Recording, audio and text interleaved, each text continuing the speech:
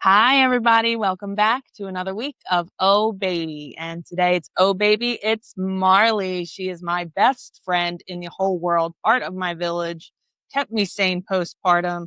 Welcome, Marley. Hi, thanks for having me. Of course, it's a pleasure and an honor. I miss you already. Marley was just here with her little Maggie, and she is a Something. thornberry. Okay, tell us a little bit about yourself. What does your family look like? So I was born and raised in South Jersey. Still live in South Jersey in the house that I grew up in. Maggie's room is actually my old bedroom, and then Danny and I are downstairs in the basement, which we refinished. What else? I'm an athletic trainer. I work at a local high school. It's me, my boyfriend Danny, and Maggie, and then like I said, we live with my mom. My brother lives about 3 minutes away with his family, his fiance, and their two kids, my niece and nephew. My dad's like 15 minutes away in Northfield, and then Danny's family is about 15 minutes away in Mays Landing. His mom, his stepdad, his grandmother. He has a little brother going into junior year at the high school that I work at.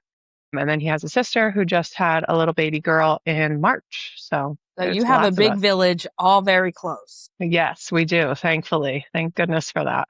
Do you all get together often? What's that relationship like? We get together very often with my brother and his family. My mom likes to do family dinners, which right now are kind of like hit or miss, but for a long time they were once a week. But now the kids are starting to get into activities, especially my niece. And it's getting a little harder, but we still try. And then Danny's family, I mean, they're just so close. They're, 5 minutes from the school that I work at. And they all help with Maggie. So we do see everybody pretty often. That's wonderful. And tell us about Maggie.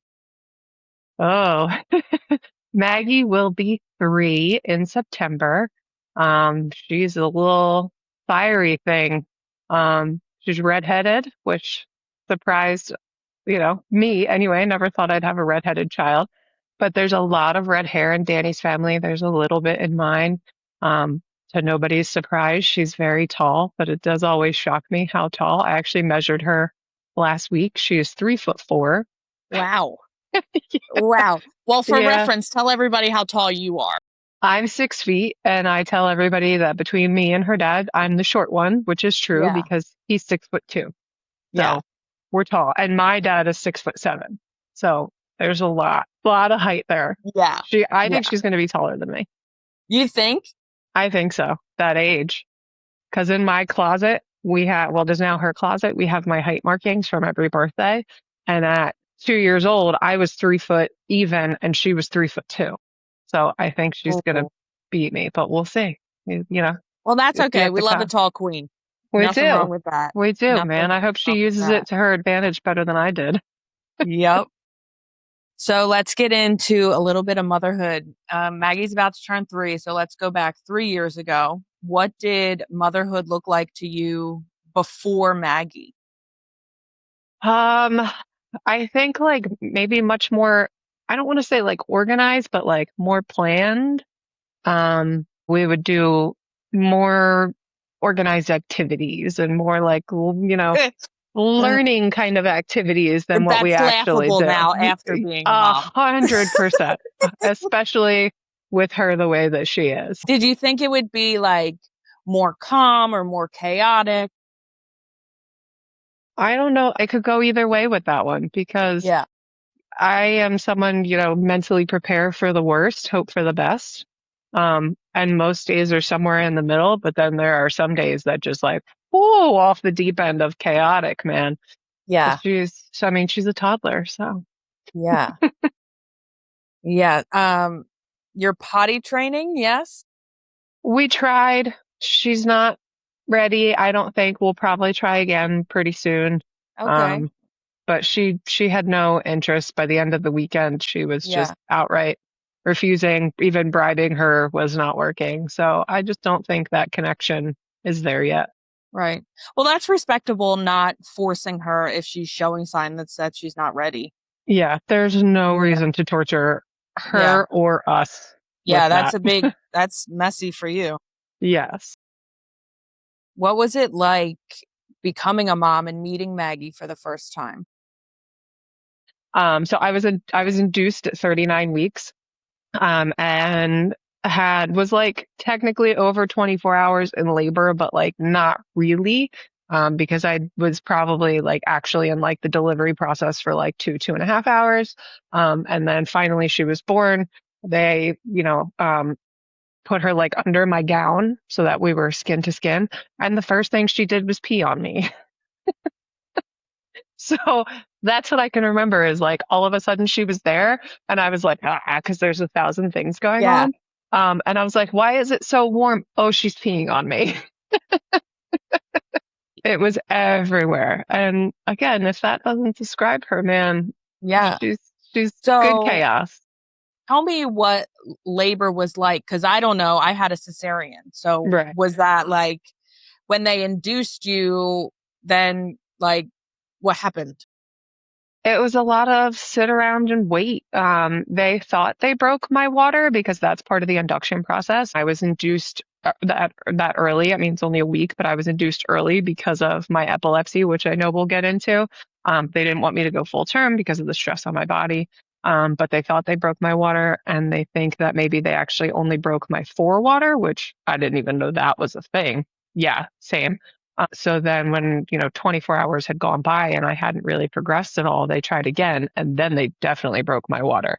I had an epidural the whole time because I knew for sure, put that needle in there, give me an, I'm not messing around with this. Good for you. And like I said, it was probably like 2 or 2.5 hours of like pushing, which I probably started to try pushing too early and I definitely wore myself out. And it's funny because I know 3 people who have the birthday of September 18th, and I was determined that she was not coming out on September 18th. You were getting out before then, girlfriend. Funny. And I remember looking up and it was 11 p.m. at the clock, and I was like, I've got 1 hour to get this baby out of here. We are not doing the 18th. We're not. And I did it. I did it 19 minutes later. Oh, good for you. I mean, labor still like cesareans, labor stories, it all like gives me the chills because I'm like, this is so traumatic. Like the human body is amazing that it can do this, but then I'm like, how am I still alive? Like you had me on a table and cut a baby out of me. Yeah. Oh, what? Every story is so insane. Like, and Yeah, I wouldn't call mine traumatic, like at all in any way, shape, or form. I think it was very, I don't know, like run of the mill, other than the fact that I was, induced and not everybody does that. And a lot of people don't want to do that, which I totally understand why. But I was like, sure, like if you think it's the best, you're the let's doctor. go. It sounds good to Yep, me, yep. whatever. It's funny because I have a hard time remembering it all now. Like there's clips that I remember, but Mm, certainly not the whole thing. And her yeah, peeing on me is the one clip. And yeah. my nurse was, oh, bless that woman. She was a traveling nurse. Her name was Lisa. I don't know where Lisa is now, but bless her soul. Labor and delivery nurses are Yes. heaven sent, you Yes. know? I'll never forget mine. I think I could pick her out of a lineup if I had to.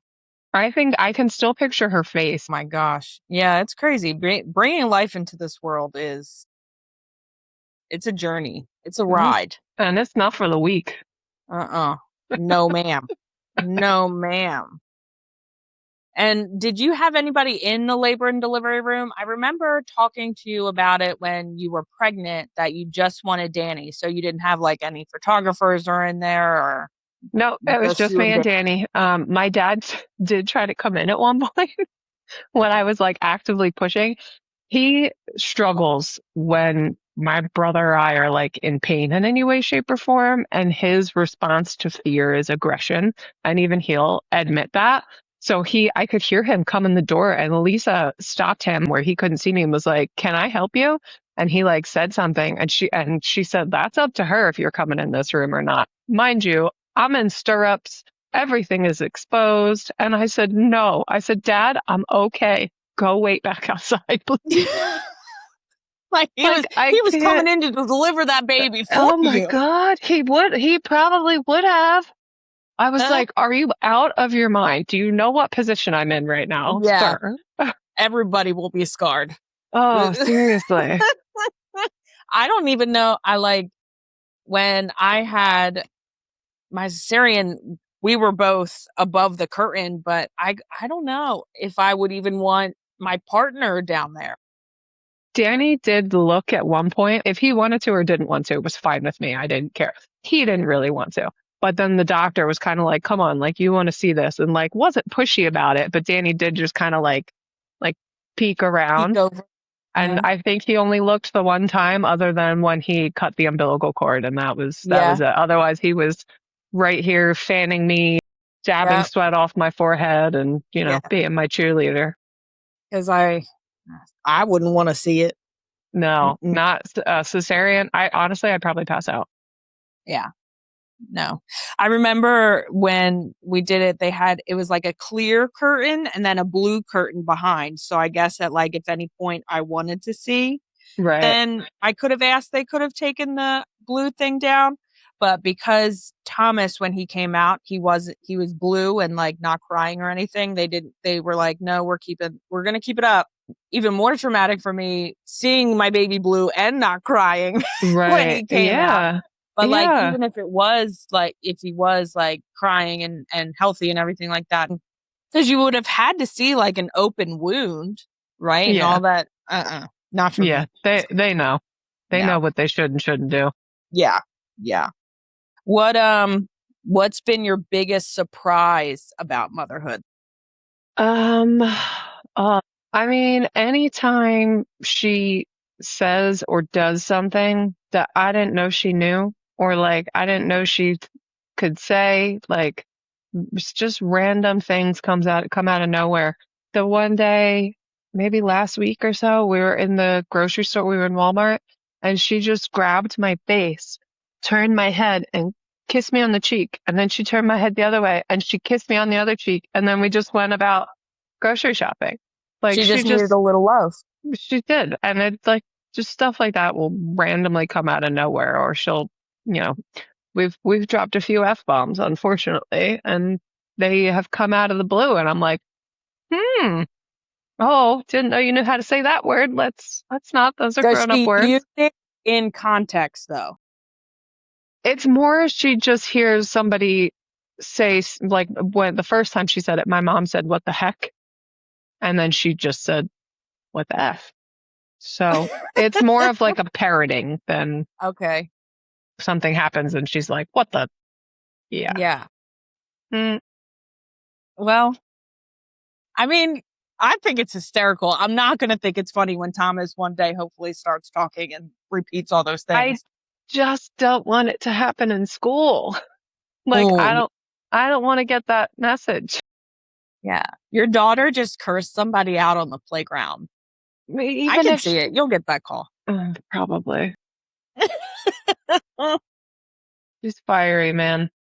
What's been your happiest moment so far as a mom? Hmm. Oh, you know what? Her relationship with Tegan, with my niece.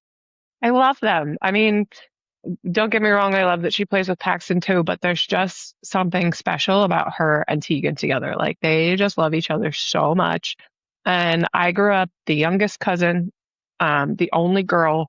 We only had two first cousins, and they were, I think they're 7 and 11 years older than me, somewhere in that range.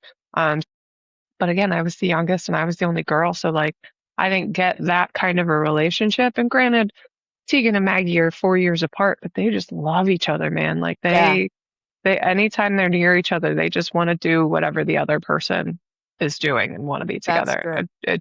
It makes me so happy. What does a typical day look like in your house? Well, I usually get up a little bit before Maggie. I wouldn't say I'm a morning person, but like it's easy for me to get up in the morning and I like to move my morning slowly. I don't want to rush at all. So I'll get up a little bit before she does, depending on whether or not she has school. I'll pack her lunch before she gets up because if I'm doing that when she's awake, then she wants every snack in the pantry that I'm packing. Um, But then she wakes up typically around 7:30. Well, I'll turn the TV on for her for a little bit. She'll, slowly eat her breakfast. We'll slowly get dressed. Um, After that, it just depends on the day. Some days leave the TV on for an hour, hour and a half, and then I'm like, all right, we're gonna go outside or we're gonna paint or I'll get some sort of activity ready for her that doesn't take me very long because she's only gonna play with it for a little while anyway. Or we try and get out of the house, this time of year, we'll go to the beach or we'll go see cousins or something like that. Um, and then, nap in the afternoon. She typically at this point is like an hour long napper, hour and a half. Every once in a while, we'll get a 2 hour nap, but those are getting further and further apart. And And just one nap a day now, right? one nap a day, yes. She got rid of her second nap pretty early on. So I have a feeling that nap will go away faster than I'd like it to. Yeah. Um, and Do then you get to nap when she naps, or do you catch up with stuff? depends on the day. In the summer, most of the time I nap when she naps. But I'm a sleepy girl. And then usually she eats dinner at like 4:30, 5-ish. We'll all eat together as a family. Um, if there's Tubby, 6:30 Tubby, and then she's in bed like 7:30, and she will toss around for a while. I think it was like a full hour before she fell asleep last night, but she'll play in her bed and she'll sing songs and she's totally fine in there. She is still in a crib. But she's totally fine in there, just kind of like hanging around until she's ready to Yeah. go to bed. Yeah. It's pretty Is she funny some of the things we hear sometimes while she's in there by herself. on the monitor? Yes, yeah. Does What she was talk to herself or sing songs? um both, and she has 4 Paw Patrol stuffies that are in there with her all the time, so she'll make them like talk to each other too, or she'll say all of their little like slogans. And the funniest ones, Rubble is in there with her for anybody familiar with Paw Patrol. He's the construction bulldog. And his slogan is Rubble on the double, which she will shout at the absolute top of her lungs with every syllable, like emphasized. So it's Rubble on the double. And it can be 6:15 in the morning. It can be the middle of the night. It has scared me so Yeah. many times. I don't even know. For some reason, she just wants to scream that one at the top of her lungs. I don't know what it is. That is funny. It's very funny after your heart stops racing because she scared the crap out of you. So that's good. What's one thing about Maggie that makes you laugh pretty consistently? Would it be that, or does she do something else crazy? Oh my God, she does all kinds of crazy things. I mean, for example, when we had gotten to your house, we were there 10 minutes and she'd escaped through the doggy door. So, I mean, who even knows? But she's a girly girl. She likes dresses.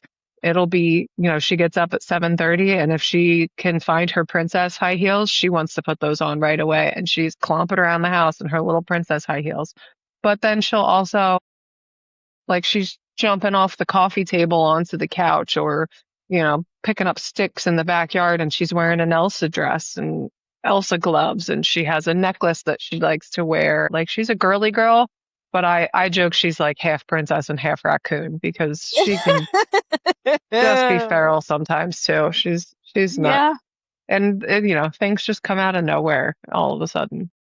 Now, She's what were silly. you like as a little girl? Were you girly girl or a little bit of a tomboy?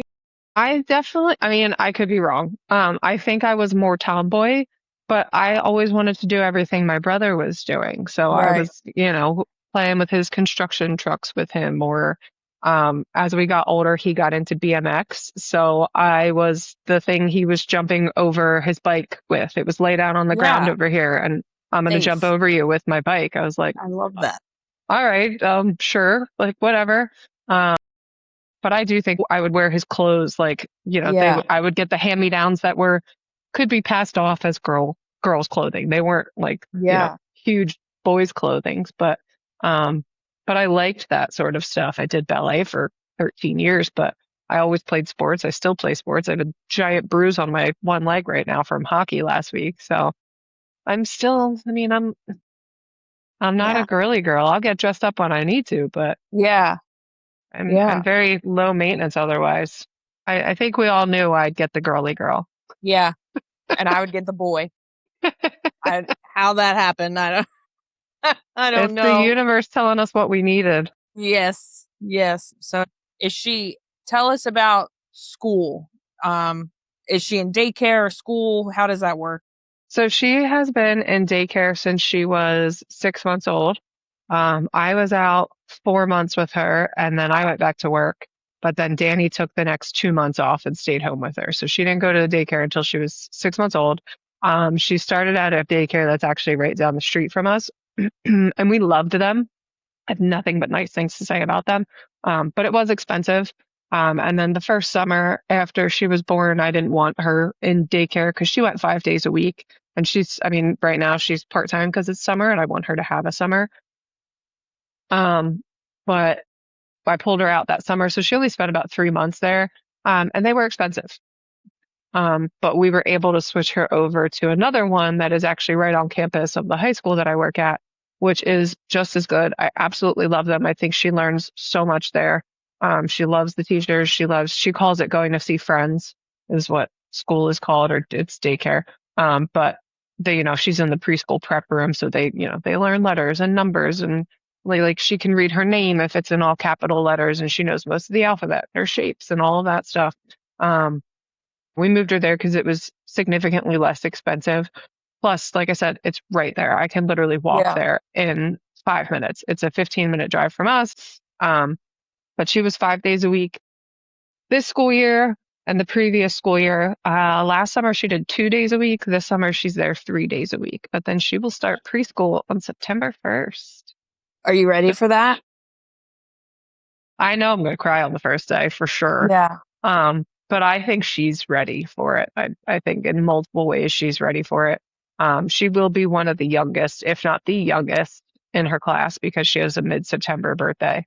But I think, mentally, emotionally, intellectually, I think she's there.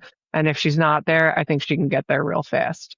I think she'll learn a lot from the older kids, and I hope she will adjust very quickly to it because she does really well with daycare. Yeah. I'm sure She likes it there.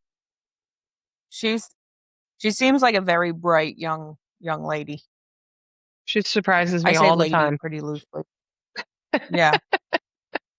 What, you mean you didn't like her She crawling through the doggy door and jumping off your couch immediately? I loved it. I loved it. You don't want to be the one raising it. No. My time will come. I know. It, I'm it laughing will. now and soon enough It will. Thomas will be out there chasing an alligator down the road. Oh my god, Maggie probably would if one had showed up. Yeah. She'll be like, what's that guy's Steve Irwin Oh yes. trying to She'll wrestle an alligator out the doggy door? you know what she probably would have done? She would have started singing Row, row, row your boat. If you see a crocodile, don't forget to scream. Don't forget to scream. She'd start screaming. She would. That's one of her favorite songs, and there is a specific order that it has to be sung in. So That is funny. So now Maggie's 3. Do you feel like you're kind of back to your normal self? How was postpartum for you? Did you have PPD or PPA or? I definitely didn't have postpartum depression. I think there was some postpartum anxiety, but I didn't do anything about it. I think I've always had like some form of anxiety. And I just Mm-hmm. find or try to find my own ways to regulate that, which obviously is a little bit harder when you have a newborn at home and you're working around a newborn sleep and feeding schedule and healing from having a child and all of that. Um, it was pretty good. She was an easy infant. She started sleeping really great, really early. Um, yeah, and we live with my mom. Danny works overnights, and he stayed home the first week he took off, and then he went back to work. But so he was here during the day, which is usually when I probably would have needed help, because and we could both get up in the middle of the night and feed her because I didn't breastfeed. We did formula, and that was part of why, is because I didn't want to be the only one who could feed her in the night or whenever. I didn't want to have to wake Yeah. up to do that. So that was easy. I get that. Yeah. Do you still have a Um, little bit of anxiety? I mean, I think I've always had a little bit of anxiety, but I would say yes. I don't know. There are certainly some things that I don't know if they'll ever go back to normal, but I think that's just being a parent. It's going to be new anxieties now because she's out in the world existing in it, and I have to make sure she stays that way. So Yes. there's Yeah. there's always something to be worried about, but you can't think too hard about it or you'll never leave the house again. Um, Yeah. I Yes. I think hormonally I'm probably about as close as I'm going to get. So Yeah. this is That's fair. probably the new normal, yeah. But they say it's Yeah. 7 years or something like that before you're back to normal, which Yeah. is crazy. Something like Although that. being like right in the middle of that, I believe it. Yeah. I was crazy before a kid. I'm a little bit crazier and I'm just rolling with it. Everybody's got their own kind of crazy. It's just whether or not you No shame in my game. go off the deep end with it or not. What's something you wish people talked more about when it came to motherhood? I think something that not enough people talk about is how lonely it can be, especially like newly postpartum for me had that aspect a lot. And part of that was the fact that I couldn't drive. So I couldn't even take Maggie by myself somewhere if I just wanted us to get out of the house unless we walked.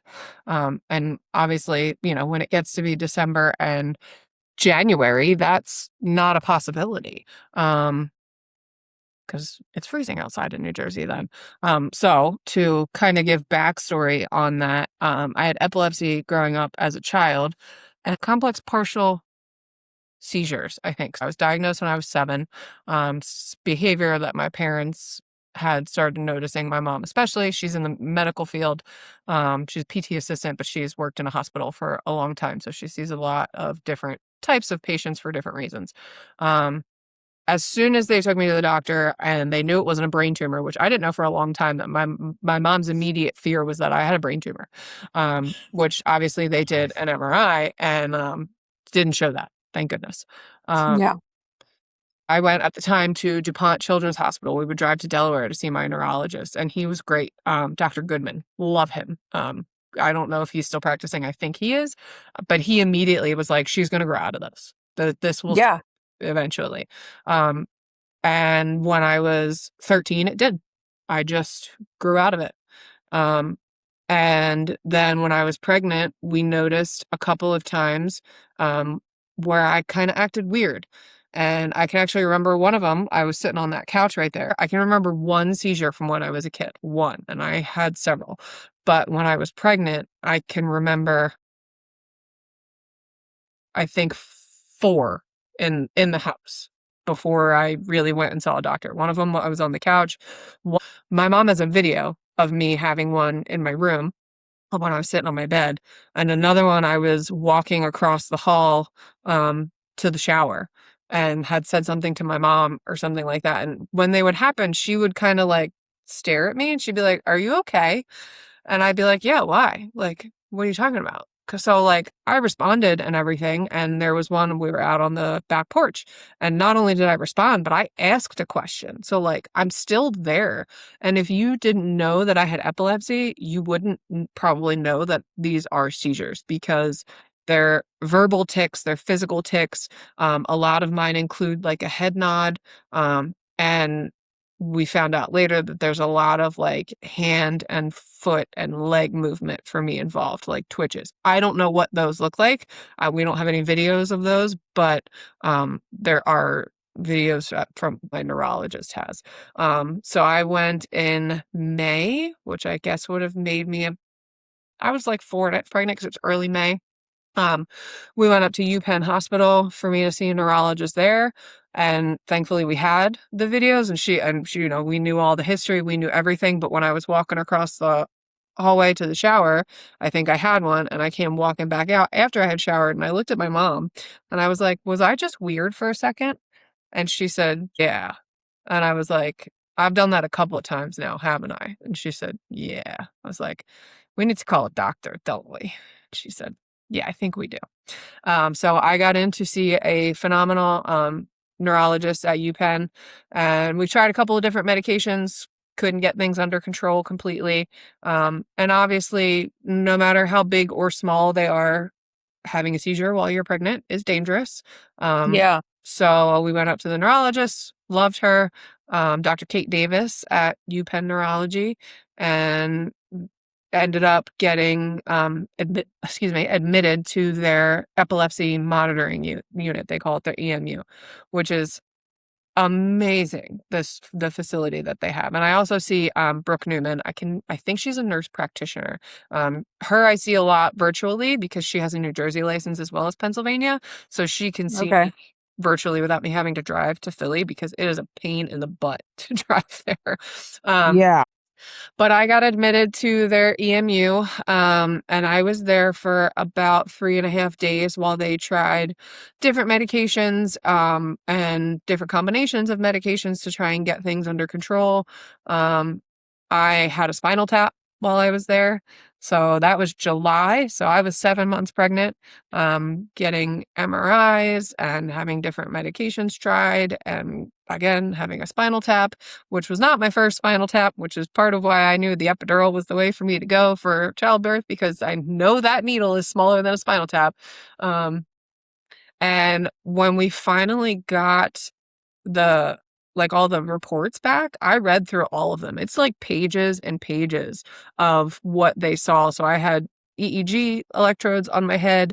I had EKG monitors on my chest. I wasn't allowed to leave the bed without help. So anytime I wanted to use the bathroom, I had to ring a little bell, and a nurse had to come in and walk me to the bathroom. My bed was padded. The floor was padded because I'm a fall risk. If you're having a seizure, no matter how, I have never fallen when I had a seizure, but I have epilepsy and I'm 7 months pregnant. I'm a fall risk. So they have to be careful, which I totally understood. And I didn't try to fight it in any way, shape, or form. I'm not trying to get you guys in trouble. I'm not trying to hurt myself. I'm not trying to hurt my baby. And in that 3.5 day span, I had 19 seizures. That's alarming. No idea they were happening that often. None. So at any point during that stay, were you afraid that it would be a possibility to lose Maggie? No, because they weren't worried about it. Okay. At that point, one of the things they're concerned with medications when you have epilepsy and you're pregnant is how the medications can affect the baby's developing things. But I was already 7 months pregnant. I was 4 months pregnant. And even at 4 months, all of her neural pathways and whatever, all those things had already been developed. So they weren't worried about any of that being affected. And it just was their reassurance the whole way through of we're not worried about that. We're beyond that point. It's still, it's always in the back of your head, even no matter how healthy or not you are when you're pregnant. And she's 3 and I still check the monitor when I wake up every night that she's breathing, you're always afraid of losing them one way or another.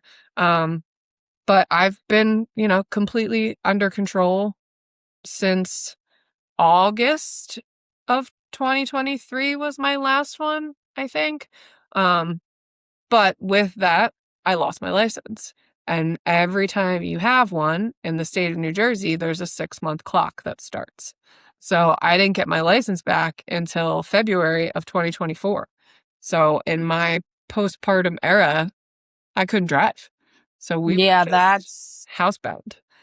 You had lost your license about halfway through your pregnancy then too. Yes, I lost my license in May of 2023, and I didn't drive for 10 months. It sucked. It was terrible. It's like being 14 and pregnant. Yeah. But a full-grown adult. I had people driving me everywhere. Thank God my dad's retired. He had nothing to do but drive me around, but we don't always get along. So it wasn't always easy. There were so many parts of it that were hard for me. I have videos, I still have them. I have videos of me in the hospital, as things are happening with the doctors when I'm in that EMU. it just was easier to update my family by taking videos as opposed to like sending a super long text. So that's how I was updating them on things, because I was there most of the time by myself. I had visitors while I was there, but I would send them videos like, okay, the doctors just came in, they said this, that, and the other thing, but I'm crying through a lot of it because it's scary and it's lonely. And I thought I'm gonna get upset talking about it now. I thought that part of my life was done. I thought I was done having seizures. And it just felt like something, like my body was failing me. So it was rough to come back to terms with. And I'm still on medication for it now. I'll probably spend the rest of my life on medication for it. There is the opportunity to try and get off of the medication, which I think at some point I will probably do, but I'm not in any rush to do it. But I think it's worth it, because both when I was a kid and now, I believe it's hormonal. So it started when I was 7. Most kids don't start having seizures, that type of seizure, until they're 9. Well, I'm not a small girl, so I was probably closer to the age of a 9-year-old, and then they stopped when I went through puberty. And then they came back when I was pregnant. We do think I was probably having some form of them all along, because I've always talked in my sleep, and I talk as clearly as I'm talking right now, but it may or may not make sense, like logically, what I'm saying. Right. But once we got the medication like totally under control, that stopped. I've stopped talking in my sleep as far as I know. But I think it's at some point going to be worth trying to get off of the medication, because I think it was hormonal. And, I think it coming back as strongly as it did when I was pregnant kind of proves that. Yeah. So what does that look like for Maggie? Is it like something genetic that she could possibly? They don't think so, no, because there's nobody else in my family who has it. I think my mom thinks her mom had some neuro issues, but is not entirely sure what, and I don't think she was ever diagnosed with anything. But my doctor says that my epilepsy, which they now call focal impairment awareness seizures, so like it's coming from a spot in my brain that is so deep that they can't figure out where it's coming from. Like it's not the left side, it's not the right side, or like not entirely. It like takes turns, or it's like right in the center. It's not the same thing, it's not the same behaviors, it's not coming from the same place every time. But she called it polygenetic. And I stared at her like, you're gonna have to tell me what that means, lady, because what? Yeah.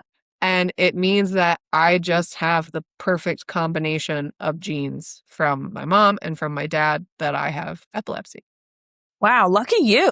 I know. And so then my question, which as soon as I talked to my mom about it, I was like, I wonder if I have this and my brother doesn't, because I'm a girl and he's a boy. So I'm like, Maybe. if we were both girls, would we both have it? If we were both boys, would neither of us have it? But they think there's like a 1% chance or less that Maggie could develop anything like that. Interesting. Well, Yeah. that does kind of seem true to me, because I'm a carrier for a genetic condition. When we were doing Thomas's all his genetic screening to see if we could come up with a diagnosis, I'm a carrier for something called GLE1, and so is Thomas's dad. And to have two people that's a carrier for this gene is like 1 in a million. It doesn't happen. So because we both have it, Thomas is now a carrier for it. He can't pass it down.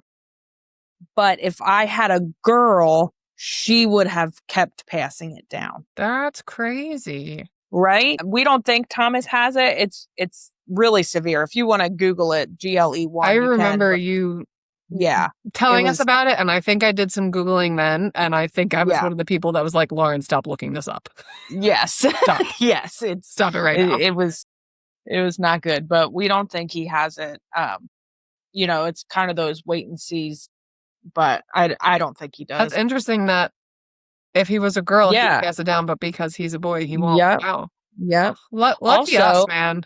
I know. And I'm a carrier for Fragile X. You know, when they do like the prenatal stuff, Uh-huh. I carry that. That also can't be passed to a boy, but if I have a girl, I'll pass it to her. Oh my goodness. Well, Right? I'm like, dang. we get all the good stuff, man. Shoo. I'll tell you what. What's so let's go back to so they said a less than 1% for Maggie. And I know Maggie was sick a while back Mm-hmm. and she had a seizure. She did. Is Tell us about that. So she had a febrile seizure, which for anybody who doesn't know happens when your fever spikes really high, very quickly. It is very common in little kids. But again, we've had, at this point, 30 years of experience with seizures. We know a lot between my mom and I. What most people probably know is grand mal seizures. Like, I've never had anything like that. Mine are so small compared to that. But that's essentially what Maggie had. We didn't know, we knew she was sick. We knew she had a fever and wasn't feeling well and all of that. And I forget the time frame, but I put her down to bed and she was probably asleep hour and a half, something like that. And I was downstairs already in our room. She had been asleep for a little while. She had been having like Tylenol and Motrin throughout the day, but wasn't due for a dose for a little while. So I didn't give her some like immediately before she went to bed. And in that hour and a half, her fever spiked like 4 degrees or something like that, which is a lot, super fast. And I think her temperature when she had it was like 105, which Oh my. at 105, your brain starts to cook inside your skull. Like Yeah. it's very dangerous. And she went up there super quick and I was downstairs and when we have the monitor, it's on, but we can turn the screen off. So we just hear her instead of having the bright light of the screen on all the time. And that's typically how I have it because I'm sleeping next to it.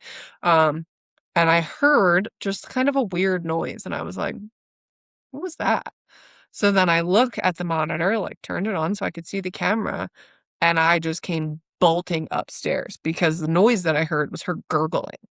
And I came running upstairs. My mom was home at the time. Danny had recently left for work. So it must have been like 11:30. I came running upstairs screaming at my mom. She's having a seizure. She's Yeah. having a seizure. Call 911. And Yeah. I get in her room and I throw the lights on, and sure enough, she's in her bed. She's having a clonic-tonic seizure, and I pick her up because you need to get people that are doing that onto their side. And she was on her back, partially anyway. Right. And my mom was And like, that's why the gurgle, right? yes, yeah, because if Okay. there's, anything in their mouth, even drool, then they're like choking on it and they can aspirate on it. So Yeah. I just wanted to get her up and onto her side. And my mom had asked if I want to just drive her to the hospital. And I was like, absolutely not. Call 911 because there was no safe way to put her in the car No. and get there quickly because we're like 15 minutes from the closest hospital. Yeah. So I told my mom, I was like, absolutely not. Call 911. And my mom said, give her to me. You call 911, which I think she did that because she didn't really want me to see Maggie having the seizure, although I was seeing it anyway. Right. We called 911, and my mom sat down on the floor with her and just kind of kept her gently on her side because you don't want to pin anybody down who's having Yeah. anything like that. They can hurt you or they can hurt themselves, but just kind of kept her on her side so that she didn't aspirate on anything. And ambulance got here fast. They were here in like 3 minutes maybe. And when you're having a seizure or you're watching somebody have a seizure, it feels like forever. But like it was probably like 30 seconds tops that her seizure lasted. Really? Yeah. And mine are all like that too. Like they were all 10, 15, maybe 20-second seizures. Like they're real short. Again, if you didn't know I had epilepsy, you wouldn't know I was having a seizure. It almost would look more like a Tourette's tick or like me trying to swat this fly away right now that won't leave me alone. My goodness. But they got her in the ambulance and the poor thing, she was post-ictal in the stupor for so long and she was crying and, we're getting in the ambulance.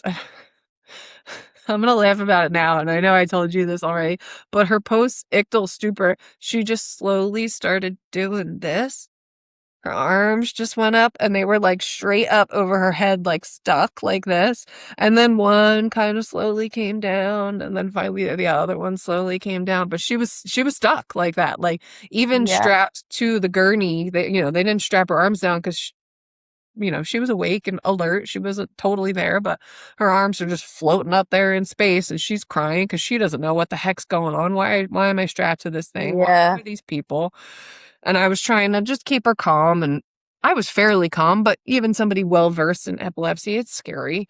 And it is a very common thing for kids, but again, scary. My kid just had a seizure.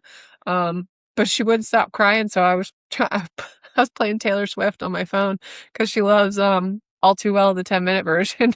So I was just trying to keep her calm while we got to the hospital. And EMTs are asking me questions, and finally said something about how I have epilepsy, and they were like, "Oh, that's why you're so calm." And I was like, "Yeah, I Yeah. know exactly why this happened, and I know what to do. Like, I'm I'm only scared because I want to know why she has this right now." And it turned out she had a double ear Right. infection. So So that had nothing to do with your seizures, your epilepsy. It was just because she was sick and it happens. yep, her fever Isn't spiked that crazy? really fast. Yep. Yeah.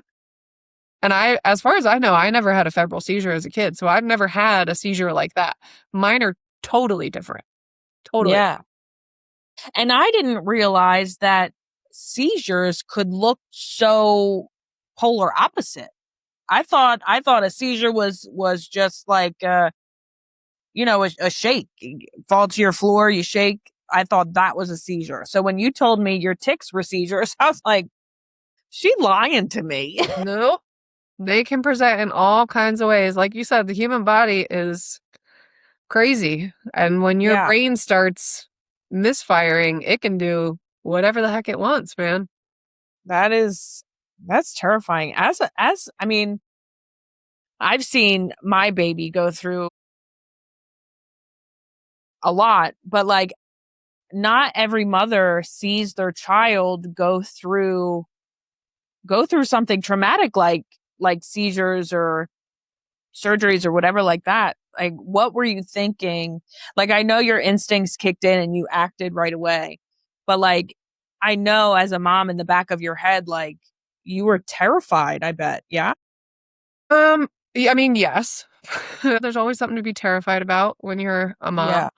But I also, I'm a certified athletic trainer. I'm CPR, AED certified. So between my educational training and my history with epilepsy, it just, my brain just goes through the steps of what do I do next? What do I do next? What do I do next? What do I do next? So, like, Yeah. get her up, get her on her side, call 911, tell them what's happening, tell them what door to go into, all of that sort of stuff. And then after that, it was just keep her calm. Like, she just Yeah. needs to be comforted and calm. And if you're going to freak out, do it later. Like, Yes. Yeah. you're good right now. And Yeah. I knew why she was having it. I knew she was sick. I knew that there's a very low chance that she has epilepsy like I do, and I certainly don't think it's gonna present like that if it does, but she had a double ear infection, so she was very, very sick. Yeah. Told me this before when I talked to you about Thomas and the couple times that we had to call 911 and all those things. And it's kind of true. Like the mom part of you shuts down and like that training kicks in. Mhm. I remember when we were in the hospital, they said, don't prepare for if it happens, be prepared for when it happens. And that kind of always stuck with me too. And you were totally right when you said, your instincts and your training will kick in. And lo and behold, it did. Yeah, And then, after we got him the help that he needed, then those mom glasses came back on and then I and then cried like, do you get the yeah, shakes? Yeah. yes. Yep. Then that mom mode comes back. But, in the moment, you're very right. It's like I know what to do. This is what I need to do. And Something in your, like, I don't wanna say yeah, heart or whatever, but something shuts off. so that you can get the Yes. job done. And then later, when things have calmed down and you know things are okay, that turns back on, and you're like, Yeah. your whole body is like Boom. flight. It You want to floods. cry, you want to throw up, you're physically shaking. It's happened to me several times on the job. And actually, I've had it happen in front of, student athletes when an injury has been really bad. And I'm going like this, but I'm doing that because my adrenaline is Yeah. rushing. Yes, I'm scared, but I also know I took care of that person to the best of my ability. And my trick when that has happened is I grab the front of my shirt. Because if they see I'm shaking, they don't understand that it's adrenaline. They think I'm scared, and they get scared. Right. Because that's another thing, is you have to stay calm so that they stay calm. Whether, talking about my athletes or talking about your kids, especially as our kids get older. So I will hold the front of my shirt so my hands stay still so that it doesn't look like I'm scared. And actually, while we're on that subject, I want to bring something up because you did something which I believe the hospital or the nurses or somebody told you to do, but it's something I never would have thought of. And I think it's something that more people should hear, which is when you connected with the fire department of here's who we are. Here's my face, here's his face, here's what his conditions are, here's where we live, here's where his room is and our equipment, whatever. You put a name to a face with the hospital. And then when you did have an emergency, they were like, we got to go. That's Thomas's house. I think Yes. that was whoever gave you that tip, or if you thought of it yourself, absolutely Yes. amazing. That's a lot Yeah, more people I'll need to talk do. about that real quick. So when Thomas was being discharged, the hospital said that they were going to write letters and send letters to the electrical company, to our EMS, our fire station, all those things, to let them know that we have a medically complex child that lives in the home. And I remember I was talking to my mom the one night, and I was like, that seems like so informal. I was like, I think we should go there and introduce ourselves. Well, my mom was like, well, no, let's invite them here. So we called the dispatch line and talked to a dispatcher. We called the non-emergency line, obviously, to get through so we're not calling 911 just to be like, hey, we're here to shoot the shit. You want to come over for a cup of coffee? So we finally got all those, and it really has been a blessing. Goose Creek Fire Department, EMS, they are absolutely wonderful.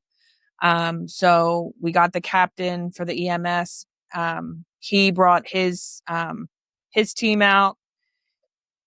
So they came and met Thomas, and at that point, Thomas was still on the ventilator 24/7. So it was looked very different from when we actually had to call them. But we gave them the tour of the house. They had our front door code, our garage door code on file. So, God forbid it was just me in the house, they can get in. Right. So I'm not leaving Thomas by himself. Right. But yeah, it's people call 911. They're like, oh, it's just a kid. The mom's probably crazy. No, we actually we need you here as soon as you can get here. I'll never forget when we had to call 911 the first time. Captain was on shift, so he came and he said, he's like, I remember that address. I remember that address. How did I remember that address? And then he was like, oh my God, that's Thomas. We got to go. They wrapped it up quick. Well, I really expected to hear more calls from you. He's like, so I know now, if you're calling, it's serious. I was like, I'm not calling for shits and gigs. If I can handle it here, I'm going to handle it here and follow up with his doctors or pediatricians or however I see fit. But when he start turning blue, no baby should turn blue in your bed if they do call 911. Right. But that's what happened. His color was starting to change, and I had changed the trach and everything, and it still wasn't coming up. It was traumatic, but I'm I sure. called 911, and I said all my steps out loud to her about what I was doing and everything that was kind of going through my head. If I bet you, I wonder if I could get a copy of that 911 call, because I probably sounded like a robot. All the emotion had left. It has and I was just so textbook. This is what I'm doing. I said, I'm opening the alcohol packet. I'm I said every single thing I was doing out loud, because I was afraid that if I didn't, I would get lost in it somehow. Right. And But I knew that it was life or death. I could not get lost. Yeah. And the funny thing is, you probably weren't thinking either. You were just doing. Like No. you just Yes. you go into autopilot. It's wild, but like that's what all that type of training is for. Like Yeah. drill it and drill it and drill it. Not until you get it right, until you can't get it wrong. Yes. Till it just is instinct and it's automatic Mhm. and all of that. But I just always thought that was like an amazing step to take of like, Yeah. this isn't just a letter. Here's what our face is like. Here's who you're Yep. coming to, and here's where Yeah. you're coming to. Yeah. And then even this last time I had to call, it was a different team, but they still know who I was because the captain had sent out like a I guess a news flash. And they said, oh, this is Thomas, and oh, you're the mom, and you're doing such a good time, and we know that you don't call unless you need us, Right. and I'm like, yeah, but I guess people kind of take advantage of that too, the 911 thing, which is sad, but Yeah. take advantage of, I mean, like, oh, I have a cough, I'm gonna call the ambulance to take me to the doctor. That's what I mean. Yeah. By that. Yeah. But yeah, I mean, being a mom is love asks a lot of you as a mother, I think. Things you never expected. Yeah. Being able to take care of an emergent situation like that, I want to say is a skill, but I don't know. I don't know what you would call it. It's funny because I feel like we're two sides of the coin. I feel like for me, it's a skill, but that's the sort of thing I went to school for. And the motherly instinct for me came later. Like I've always had terrible, honestly. I mean, I don't want to say always had terrible. I don't always have good instincts about like people or things and things like that. My instincts with Maggie have never been wrong. Never. And not that you weren't trained for that sort of thing, because you do have a medical background. And obviously, with Thomas in the hospital, you did all of your trainings in order to be able to take care of him and to bring him home. But there's a lot more of the mothering side of it for you because you had to do it to bring your son home. Me, I learned it 20 years ago in school. Yeah. And then I had a kid later on. And it just, was one time something that was able to be useful. That in my own life and not just at work. We're both sides of that. One leaning more way than the other. Your instinct did come when I got shot with that firework. So you didn't that's even not totally true. That was so funny. I don't even you had no words. So we'll tell that story as quickly as we can. Lauren had a 30th birthday party. We'd been going all day. And it was into the night, and then fireworks were being set off, and I was in the house. I guess you had gotten hit by a firework somehow. I don't know. First of all, my memories of this aren't all that clear. Second of all, I wasn't outside when it happened, but you walked up to me and you had tears in your eyes. You were like clearly in pain. You couldn't form words, and you somehow like gestured towards your side. And I was like, did you get hit by a firework? The only thing I had at the moment, there was coolers of drinks on the ground. I opened up a cooler, scooped up 2 handfuls of ice and just shoved it against your rib cage. And then I think I yelled at Q to go get like a Ziploc bag or something like that, or an ice pack. Yeah. I think it was Q. It was somebody. I was like, somebody go get an ice pack. And I just held the ice on there until whoever it was got back. That sounds about I'll right. Fix this. Here you go. Oh man, that is funny. All right. Well, I want to wrap it up. We want to ask you 2 more questions. What are you most proud of as a mother? It's a hard one. How I'll answer it is that I am parenting in a way that is different from how I was parented. And I don't want to necessarily put that in like a super negative light. But gentle parenting is the big thing right now, and teaching your kids how to self-regulate and all of that. And I do believe that I believe in those things, absolutely. But I kind of like pick some parts and others. I'm Mhm. certainly by no means the like passive gentle parent. Like there are boundaries and there are things that we do and don't do, but I try really hard not to yell at Maggie Yeah. unless she's in danger. Like Yeah. danger is where we're going to get loud and things are going to move quickly because you're in danger. But I do try not to raise my voice. Have I done it? Yes. What parent doesn't lose their temper at some point?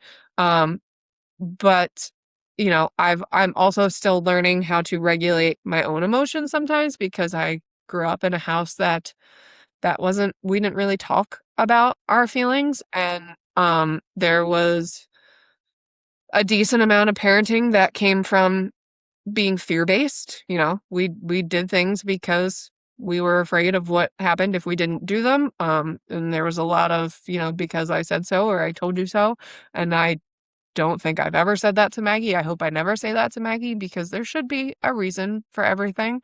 It's not just because mom said so, because sometimes mom's wrong. And mom loses her temper and loses her cool sometimes too. And let's figure out how to regulate that, together, which is exhausting to be doing both, teaching, myself and teaching her how to regulate her emotions. But when I do lose my cool, handling that with her, like, mommy shouldn't Mhm. have done that. I'm very sorry. We're both having a hard time right now. So let's just take a deep Yeah. breath together or whatever that is. But just trying to do things better, Yeah. you know? Yeah. And it's funny that you say that because by the time this episode airs, last week's episode, she said, I love my mother, but I don't want to be my mother. And that kind of sat with me too. I love my mother, but we're Nope. just gonna do Yeah. some things differently. I I think that that everybody has done the best they can or could with their abilities. But I always think there's room for improvement and try my best I to think they did everybody does the best that they can with what they have at the right, time. right, trying to improve Yeah. upon that. Yep. And what is something you hope Maggie remembers about her childhood? I mean, certainly that, what I was just talking about, that, Mhm. mommy tried to be better so that she could have a better life or be better regulated or be happier. Just that, she's always been loved. She's always been supported. She's always had a village. Mhm. Yeah. Well, no, that's important. Those are good qualities that you're going to instill in a young woman. Yeah. That's it. Our future starts with us and the children that we raise at home. Yeah. I truly believe that. Yeah. Definitely. They are the Mhm. future. So how we shape them shapes that. Yep. Yep.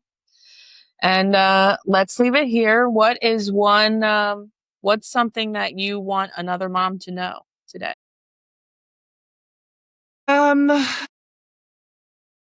I guess that you, first of all, no matter how alone you feel like you are, there's somebody out there somewhere that has felt what you're feeling or gone through what you're going through. Whether that person is immediately near you, or somebody far away, it's there somewhere. And it is absolutely possible to have multiple feelings at the same time that are completely conflicting with each other. It's astounding how often that can happen. Like, I can't wait for her to go to bed. And then the second she goes to bed, I miss her. I want her back so bad.